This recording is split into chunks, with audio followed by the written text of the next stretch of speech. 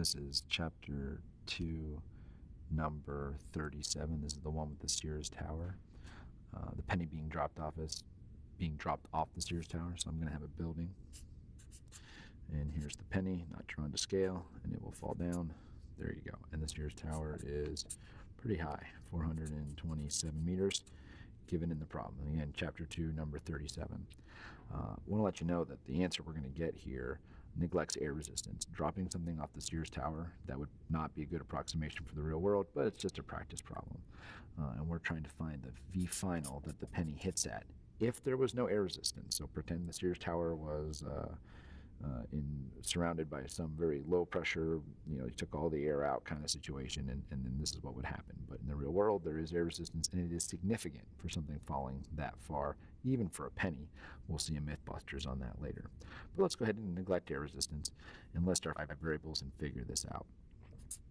Initial velocity, final velocity, acceleration, and displacement all in the y direction, and time. So there's my 5 variables. And I think it said dropped. Yep, so since it's dropped, I get to put 0 up here for initial velocity in the y. V final in the y is what I'm trying to find. And it doesn't matter if it's dropped, thrown up, or thrown down. If it's in the air and we're neglecting air resistance, the acceleration is 9.8, and I'm going to call meter per second squared, and I'm going to call up positive. So this will be a negative 9.8 because gravity makes things go down towards the center of the Earth. Our displacement is also down. It starts here and it finishes down here. So if you drew an arrow, you would make that arrow point down. In this problem, I've called up positive, so the displacement is negative 427 meters. And we don't know time. So now we pick our equation. V final squared. Wait, I'm sorry. I forget what we're solving for. Oh, wait, we're looking for V final. That's correct. So V final squared equals V naught squared plus 2a times y minus y naught. And now it's just algebra at this point. All the key stuff is putting the correct signs and knowing that it's dropped, that means 0 in terms of initial velocity. Probably, if you got this right, the mistake was here on one of the squareds.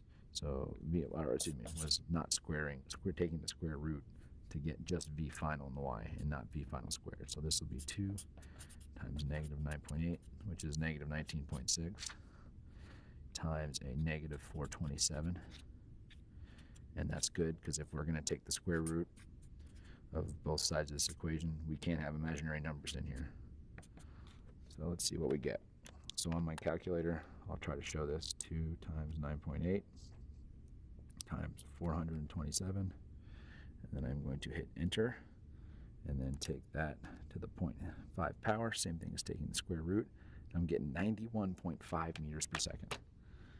That's crazy. In the real world, that would not happen because of air resistance, but there is our V final.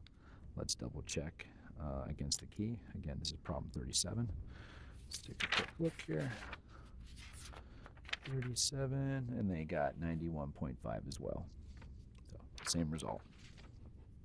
If this was too fast, stop by after school, or if this doesn't seem straightforward after this video, you may need some additional practice, because really the physics was right here, and this is going forward in AP Physics. This is going to be something that should come pretty easily to you going forward. That's it.